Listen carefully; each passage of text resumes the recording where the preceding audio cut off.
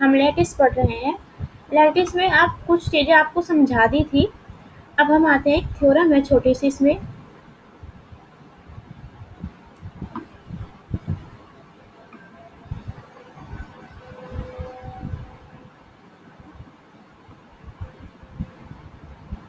Let L less than equal to be a lattice, then for any AB belongs to L, so that A part है इसका A is less than equal to B if and only if A meet B equal to A, and B part is A is less than equal to B if and only if A join B equal to B।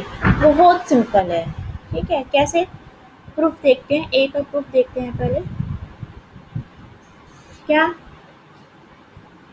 ये if and only if case है तो हमें दो part में prove करना है। Firstly suppose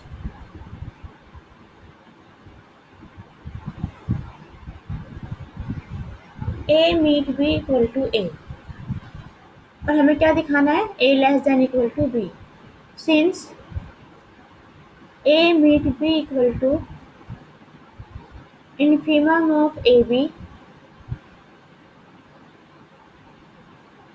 and therefore A meet B less than equal to A, sorry less than equal to B, क्योंकि जो इन्फीमम है वो ए से भी लेस देन इक्वल टू है, बी से भी less than equal to B also. तो A infimum A meet B less than equal to B.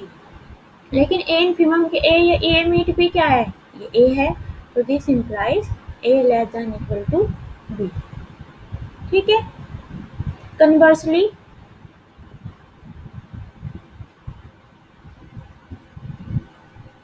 suppose that A less than equal to B and we have to prove A meet B equal to A, then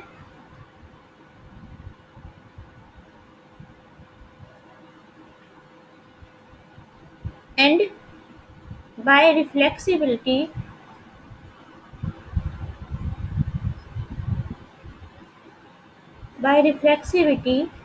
A is less than equal to A, क्योंकि lattice coset है, coset में reflexivity true होती है, तो A is less than equal to A।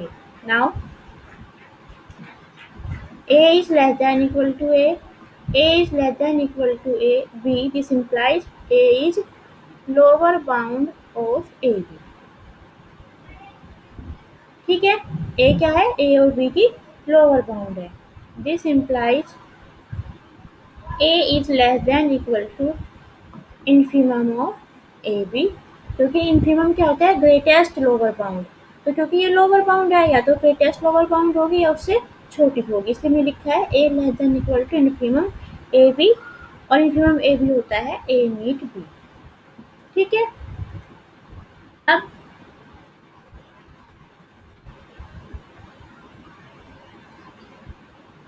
Since A meet B is infimum of AB, this implies,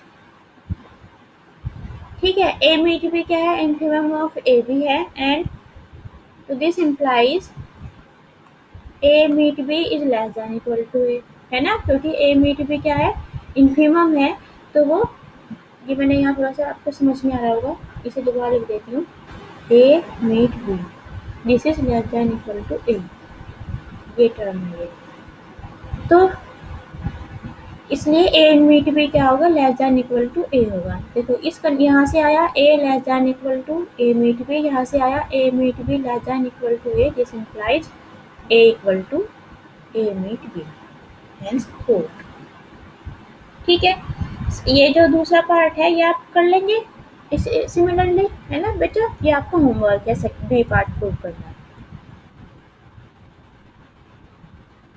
इसके बाद एक corollary है, वो आपको खुद से करनी है।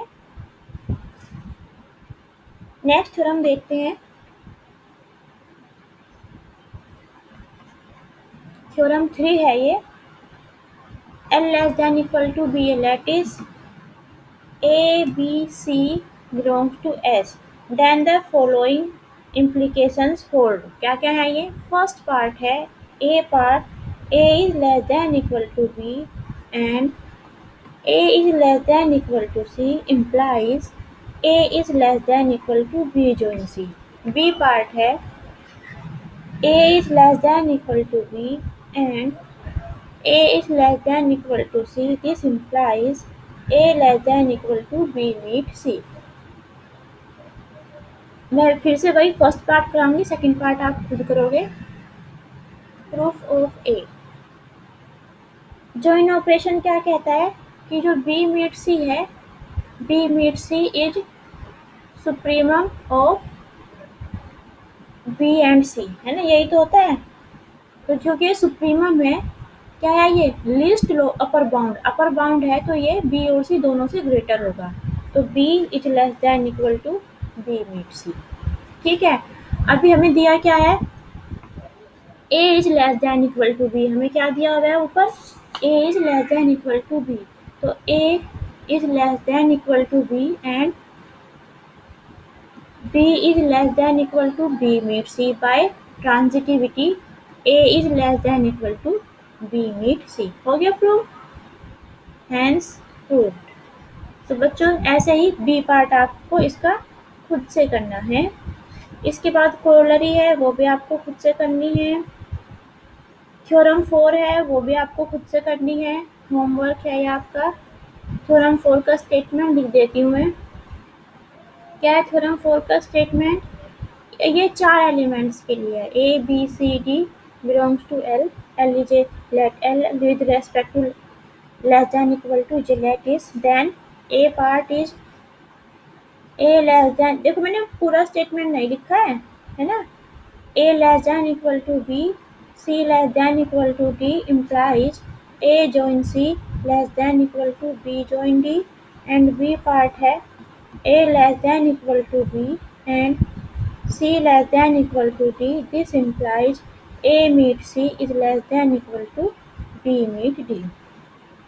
कहो तो मैं आपको इसका एक पार्ट करा के दिखाती हूँ प्रूव करके. सेकंड पार्ट आप खुद कर लेना है बच्चों. चलो मैं एक पार्ट कर देती हूँ. Proof of part A.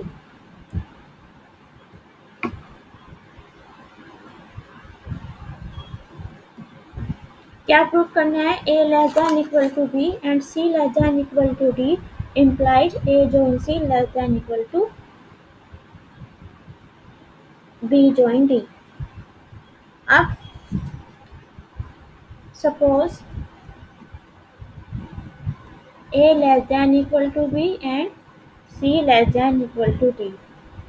By join operation B join D क्या है? B join D is supremum of B and D and A join C is supremum of A and C. ठीक है. तो B join D supremum है. This implies B is less than equal to B join D and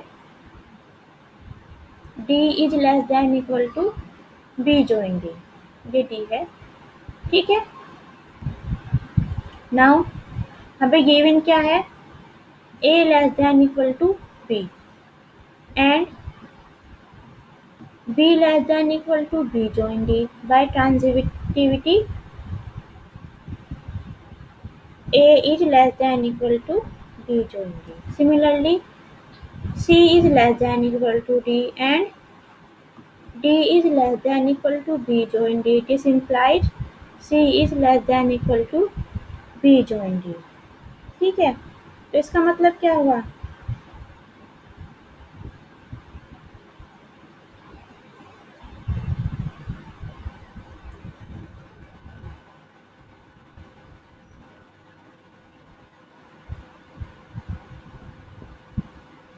तो ये जो हमारा B join D है, this implies B join D is an upper bound of A and C. यही तो हुआ. A भी B join D से छोटा है, C भी. तो जो B join D है वो इन दोनों की अपर बाउंड है. ठीक है. अब हमें ये और देखना है कि ये इसकी लिस्ट अपर बाउंड है क्या। क्या देखना है, ये इनकी लिस्ट अपर बाउंड है क्या।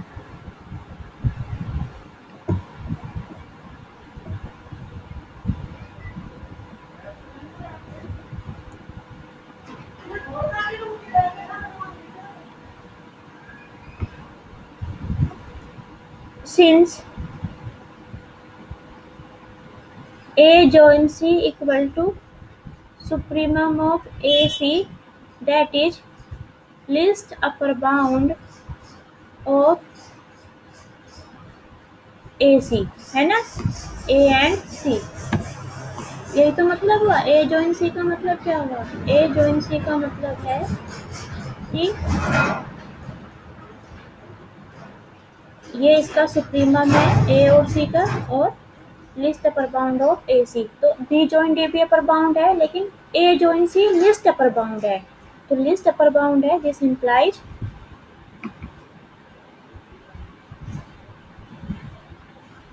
ए join C less than equal to B join D. रूट। ठीक है बच्चों, बी पार्ट आप कर लेंगे, है बच्चों, बी पार्ट कर लेंगे ना ऐसे ही। हाँ, इसमें फिर थ्योरम 5 है, वो भी आपका होमवर्क है। थ्योरम 5 का मैं स्टेटमेंट लिख देती हूँ। थ्योरम 5 है वो ये A L less than equal to B a lattice A B C belongs to L, then the following inequalities hold. क्या क्या इनइक्वलिटी है, एक पार्ट है A meet B join C greater than equal to A meet B join A meet C. B part है A join B meet C, this is less than equal to A join B meet A join C. देखो, अगर यहाँ equal to होता, यहाँ less than equal to ना होके equal to होता, ये कौन सा लॉ बन जाता बच्चों, डिस्ट्रीब्यूटिव लॉ। कौन सा, डिस्ट्रीब्यूटिव लॉ, है ना। तो ये डिस्ट्रीब्यूटिव लॉ भी नहीं है, यानी कि लैटिस में डिस्ट्रीब्यूटिव लॉ कम्प्लीटली सेटिस्फाई नहीं होता। ग्रेटर देन इक्वल टू आ गया यहाँ पर, तो A meet B join C greater than equal to A meet B join A meet C. Distribute हो रहा है लेकिन ग्रेटर देन इक्वल टू आ गया। ऐसे ही ये जो जॉइन है ये डिस्ट्रीब्यूट हो रहा है लेकिन लेस देन इक्वल टू आ गया है। ठीक है, तो इसके बारे में और आगे पढ़ेंगे हम। ठीक है बच्चों, तो ये आपको दोनों इनइक्वलिटी होमवर्क है ये आपका। Next theorem 6।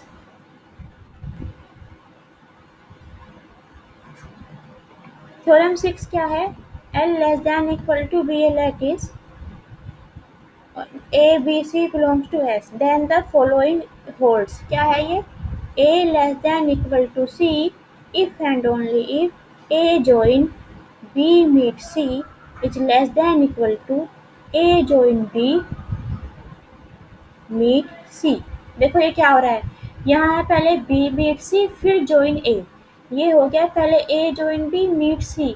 आपने एसोसिएटिव लॉ पढ़ा, क्या पढ़ा था, एसोसिएटिव लॉ में दोनों ही सेम ऑपरेशन होते हैं, A meet B meet C equal to A meet B meet C, तो ये एसोसिएटिव होता है ना। लेकिन यहाँ क्या है, एक जॉइन ऑपरेशन है और एक मीट ऑपरेशन है। ठीक है, तो this is less than equal to A join B meet C. इसको हम बोलते हैं मॉडुलर इनइक्वलिटी। क्या बोलते हैं, मॉडुलर इनइक्वलिटी। इसका नाम है मॉडुलर इनइक्वलिटी।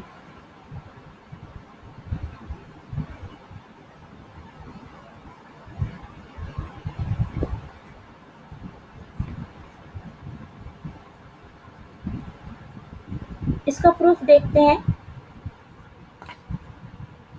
अभी मैंने आपको थ्योरम पढ़ाई थी, थ्योरम 2 में बी पार्ट था कि A less than equal to C if and only A join C equal to C. देखो, अगर ये 5 नंबर में आती है तो पहले आपको ये भी प्रूव करके दिखाना होगा। ठीक है, ये भी आपको प्रूव करके दिखाना होगा। A meet C A join sorry A is less than equal to C if and only A join C equal to C. तो अब क्या करो, सी की जगह इस इनइक्वलिटी में ये जो है हमारी, इसमें राइट हैंड साइड में सी के इस प्लेस पे क्या पुट कर दो, ए जॉइन सी प्लेस कर दो, ए जॉइन सी। अच्छा, और अभी मैंने थ्योरम 5 का स्टेटमेंट लिखा है। थ्योरम 5 का बी जो स्टेटमेंट है वो ये है, A join B meet C is less than equal to A join B meet A join C. ठीक है, इसके राइट हैंड साइड में सी के प्लेस पर ए जॉइन सी पुट कर दो। क्या कर दो, सी के प्लेस पर ए जॉइन सी। ठीक है, तो ये क्या बन जाएगा, ये बन जाएगा ए जॉइन, जिसका राइट हैंड साइड पार्ट है, राइट हैंड साइड, ये बन जाएगा A join B meet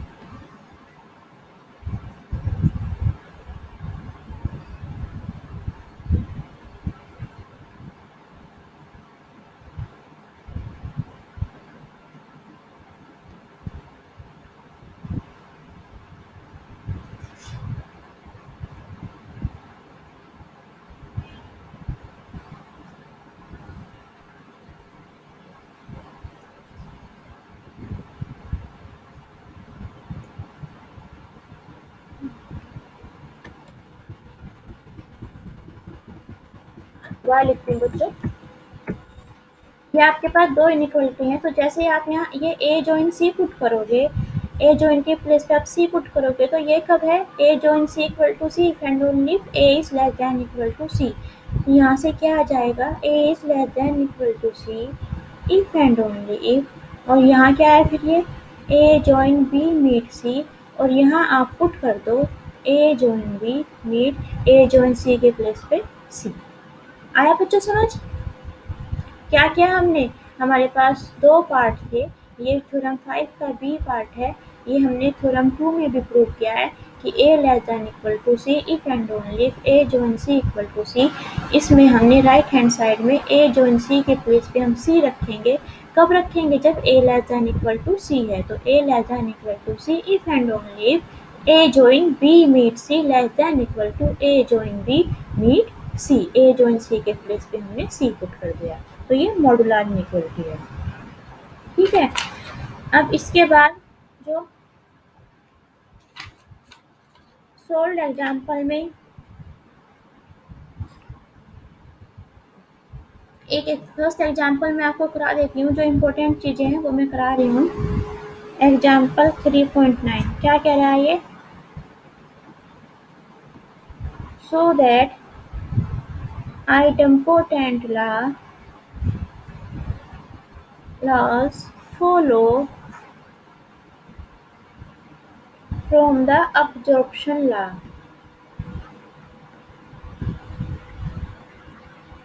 absorption laws, ठीक है, ये हमें प्रूव करना है। तो अब्जॉर्प्शन से आइडेम्पोटेंट लॉ लाने हैं, प्रूफ देखते हैं। अब क्या होता है बच्चों, कोई बता सकेगा मुझे ये लॉस क्या होते हैं ये? A meet A join B equal to A से फर्स्ट इक्वेशन मान लो, और A join A meet B equal to A से हम सेकेंड इक्वेशन मान लेते हैं। ठीक है, इस समय आइडेम्पोटेंट लाने हैं। अब क्या करो, बी के प्लेस पे ए मीट बी पुट कर देते हैं हम, put A meet B in the place of B. तो ये जो फर्स्ट इक्वेशन है ये क्या बन जाएगी, A meet A join A meet B equal to A. अब सेकंड यूज करो, सेकंड क्या है, A join A meet B equal to A. तो यहाँ आ गया ए मीट, इसके प्लेस पे क्या आ गया, ए मीट ए इक्वल टू ए आ गया। ठीक है, यही तो एब्जॉर्प्शन ला, तो एक प्रूव हो गया। ऐसे ही आप सेकंड वाले जो सेकंड है इन फर्स्ट, ठीक है। सेकंड वाले में ए जॉइन बी के प्लेस पे ए जॉइन बी पुट करते हैं हम, ठीक है। Put A join B in the place of B in two, तो ये आ जाएगा A join A meet A join B equal to A, और बाय फर्स्ट इसकी वैल्यू है ए, तो A join A equal to A. तो ये आइडेम्पोटेंट लॉज प्रूव हो गए हैं।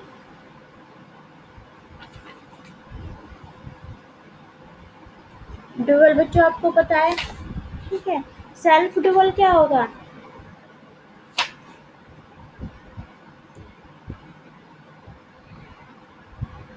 एग्जाम्पल 3.10 ये कह रहा है कि जो ये इनइक्वलिटी है A is less than equal to A join B meet C less than equal to A join B meet C, ये सेल्फ डुअल है लैटिस में। तो हमें क्या करना है, लेस देन इक्वल टू की जगह greater than equal to, meet की जगह जॉइन और जॉइन की जगह मीट, ये चेंज करना है, ठीक है। इसका प्रूफ आप बच्चों खुद करेंगे, पढ़ लेंगे एक बार बुक से, किसी को नहीं आएगा तो पूछ लेंगे। ऐसे ही 3.11 एग्जाम्पल आपको खुद करना है। अब हम आते हैं एग्जाम्पल 3.12 पर। एग्जाम्पल 3.12 क्या कहता है? Dual of A lattice is a lattice. Lattice का डुअल भी लैटिस होता है, ठीक है। तो इसका सॉल्यूशन देखते हैं। Suppose L R is a lattice, तो इसका डुअल क्या होगा? एल आर बार, मैंने आपको बताया था, ठीक है। तो आर बार कैसे डिफाइन बार है? R bar is defined as X R bar Y if and only if Y related to X, ठीक है। रिलेशन कैसे डिफाइन होता है? ऐसे। और हम पीछे हमने प्रूव किया हुआ है कि L R bar is a coset, ये आपको प्रूव करने की जरूरत नहीं है, ठीक है, कि ये कोसेट है। तो बस इसमें हमें लैटिस की कंडीशन प्रूव करनी है। तो कोसेट को लैटिस प्रूव करने के लिए हमें क्या क्या प्रूव करना है, बताओ बच्चों?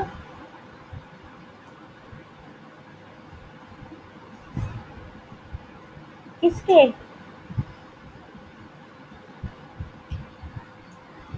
नहीं बेटा, इसमें कोई दो एलिमेंट लेंगे एल आर बार में, और उन कोई भी आर्बिट्रेरी उनका सुप्रीमम और इन्फीमम एल आर बार में एग्जिस्ट करना चाहिए, ठीक है।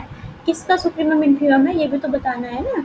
तो कोई भी दो एलिमेंट ले, ठीक है। तो हम इसके let X Y belongs to L, ठीक है।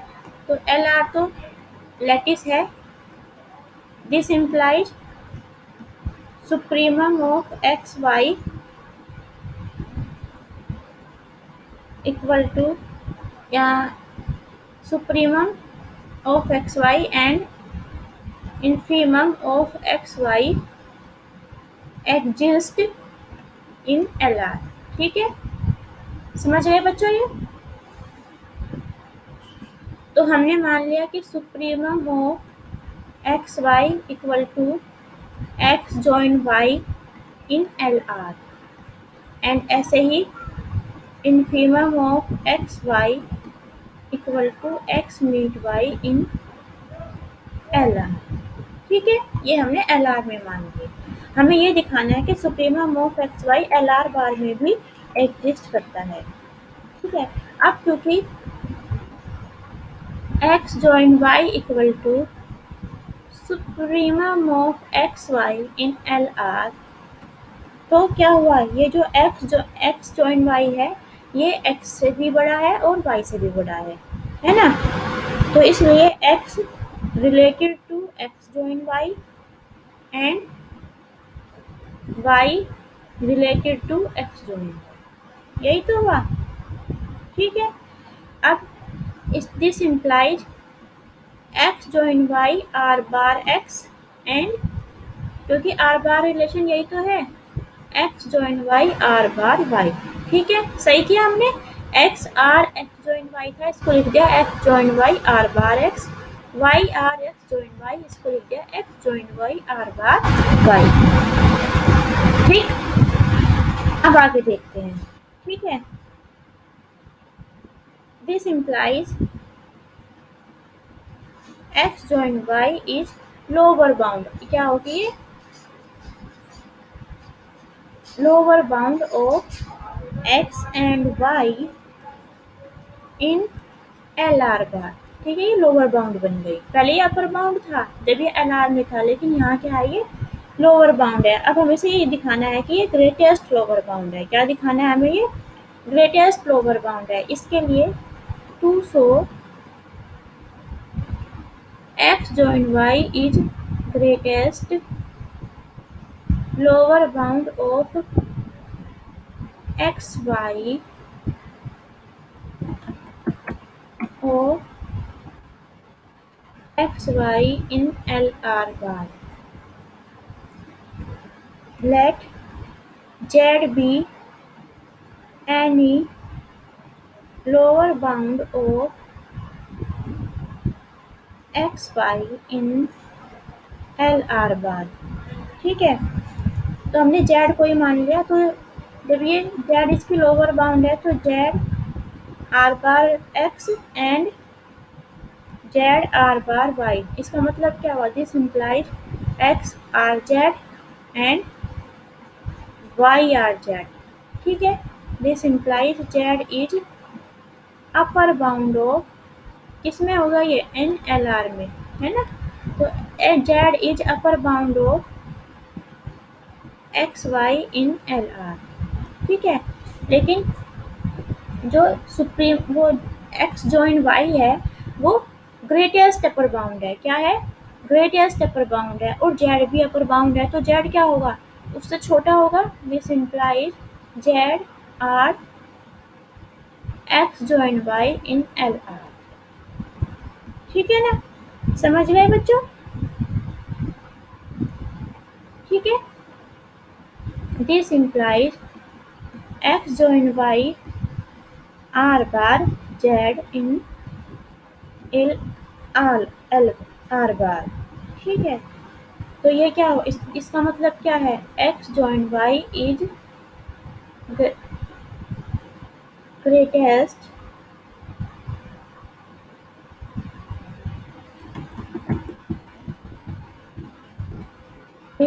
Greatest lower bound of x Y in L bar R. तो ये इसका इन्फीमम एग्जिस्ट करता है। इसी तरह हम क्या दिखा सकते हैं? सिमिलरली, बस ये लिखना ही है, आपको प्रूव नहीं करना है। Similarly we can show that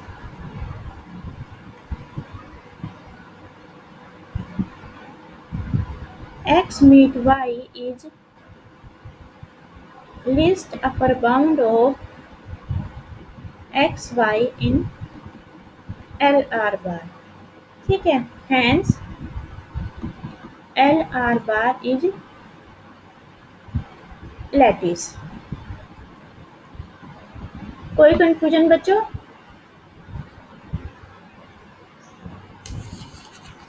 example 3.14 3.13 और इसकी एक्सरसाइज आपको खुद से ट्राई करना है। कल हम लैटिस एज अलजेब्रिक सिस्टम ये पढ़ेंगे, अलजेब्रिक सिस्टम। ठीक है, आर्टिकल 3.3। तो आप लोग यहाँ तक इसे कंप्लीट कर लें। कल हम आगे